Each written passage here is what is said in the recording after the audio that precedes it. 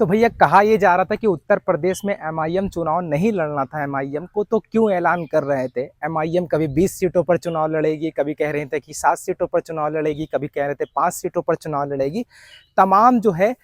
ये अफवाहें बहुत फैल रही थी कि उत्तर प्रदेश में एमआईएम चुनाव नहीं लड़ेगी। लेकिन हाल ही में एक गठबंधन बना जिसका नाम था पीडीएम न्याय मोर्चा, जिसमें पल्लवी पटेल और असद ओवैसी साहब मिल करके एक गठबंधन बनाया जिसका नाम था पिछड़ा दलित और मुसलमान न्याय मोर्चा बनाया गया। और उसमें कहा गया कि अब पल्लवी पटेल के साथ मिलकर के एमआईएम चुनाव लड़ेगी। लेकिन लगभग 10 से 15 दिन बीत जाने के बाद अभी भी एमआईएम की लिस्ट जारी नहीं हुई थी, तो लोग ये कहने लगे थे, और कई लोग जो छोटे मोटे समर्थक थे जिनसे पार्टी को ना तो कोई नुकसान होता ना कोई प्रॉफिट हो रहा था, मतलब कहने का मतलब ना तो पार्टी से कोई फायदा ना तो उनसे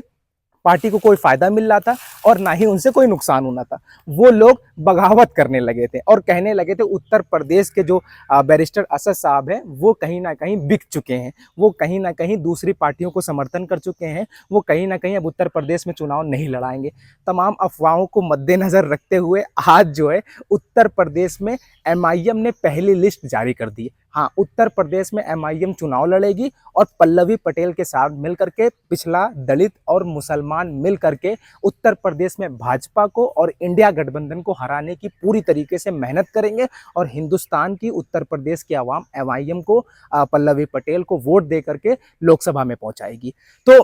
मुझे ही बताना ये था कि जो लोग कह रहे थे कि अब जो है उत्तर प्रदेश में चुनाव नहीं लड़ेंगे, हम 20 सीटों पर लड़ेंगे या 7 सीटों पर लड़ेंगे, तो पहले मैं आपको बता दूं कि अभी पहले जो है जो चरण बाकी रह गए हैं, second phase, third phase, fourth phase, 5 phase और 6 फेज के जो चुनाव होने थे, उनमें जो कैंडिडेट उम्मीदवारों के जो नाम थे वो बाकी रह गए थे। आज एमआईएम ने सुबह सुबह जारी कर दी है लिस्ट। तो अब भैया उनके खेमों में खलबली मच चुकी है। जो लोग ये कह रहे थे कि एमआईएम चुनाव नहीं लड़ेगी, बड़े सुकून से बड़े चैन की नींद सो रहे थे कि उत्तर प्रदेश में जो मुसलमान है अब हमको वोट देगा, जो पिछड़ा है वो हमको वोट देगा, जो दलित है वो हमको वोट देगा, अब जो है हम जीत जाएंगे। नहीं भैया, उत्तर प्रदेश का भाईजान आ चुका है और उत्तर प्रदेश में पहले लिस्ट भी जारी कर दिया है। अब ये गुमान हटा दीजिए कि हिंदुस्तान का मुसलमान, उत्तर प्रदेश का मुसलमान किसी और को अपना रहनुमा बनाएगा, किसी और को अपना कायद बनाएगा, किसी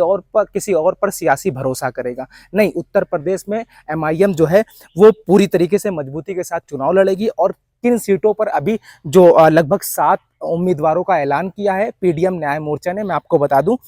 कि बरेली से सुभाष पटेल को उतारा है, हाथरस से जयवीर सिंह धनगर को उतारा है, और फिरोजाबाद से प्रेमदत्त बघेल को उतारा है, और रायबरेली से हाफिज मोहम्मद मुबीन को उतारा है, फतेहपुर से श्री राम किशन पाल को, भदोई से प्रेमचंद बिंद को और चंदौली से जवाहर हिंद को। तो अभी 7 उम्मीदवारों के नाम जारी हो चुके हैं, पहली लिस्ट आ चुकी है। तो भैया पूरी मजबूती से चुनाव लड़ना है, पूरी अपनी सियासी जमात को मजबूत करना है, ज़्यादा से ज़्यादा एमआईएम को वोट करना है, ताकि जो नाम नेहात सेकुलरिज्म वाली पार्टियां हैं जो कहती हैं कि हम मुसलमानों को साथ में लेकर के चल रहे हैं, पिछड़ों को साथ में लेकर के चल रहे हैं, दलितों को साथ में लेकर के चल रहे हैं, उनको बता दीजिए कि पिछड़ा, दलित और मुसलमान अगर किसी के साथ है तो वो पीडीएम न्याय मोर्चा के साथ है, वो बैरिस्टर असद साहब के साथ है, वो पल्लवी पटेल के साथ है, और हम मिल करके चुनाव लड़ेंगे। और जो कहते थे कि खास करके मैं आरजेडी की बात कर दूं, आरजेडी जो तेजस्वी बाबू ने बिहार के अंदर जनगणना कराई थी, जाति जनगणना कराई थी, और कहा था जिसकी जितनी भागीदारी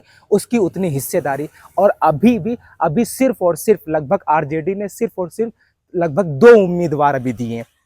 तो भैया छोड़ दीजिए, वो सब सगुफे छोड़ते हैं, वो सब सिर्फ और सिर्फ जुमलेबाजी करते हैं। उत्तर प्रदेश के अंदर उत्तर प्रदेश का भाईजान 7 सीटों पर अभी उम्मीदवार उतार चुका है, आगे की सीटों पर उम्मीद उतारेगा। आप लोगों से गुजारिश है कि ज़्यादा से ज़्यादा अपनी जमात को मजबूत कीजिएगा, सियासी ताकत को मजबूत कीजिएगा, और हर अपडेट के लिए अगर आपको एमआईएम की तमाम अपडेट चाहिए तो मेरे यूट्यूब चैनल को सब्सक्राइब कीजिएगा और बेल आइकन दबा दीजिएगा। अब जितनी भी आपको एमआईएम से रिलेटेड खबरें हैं मैं आपको तुरंत पहुंचाते रहूँगा। फिलहाल अभी देखना दिलचस्प होगा कि उत्तर प्रदेश में जो 7 सीटों पर उम्मीदवार उतारे गए हैं, दूसरे खेमों में कैसे खलबली मचती है, अब वो कैसे सियासी चाल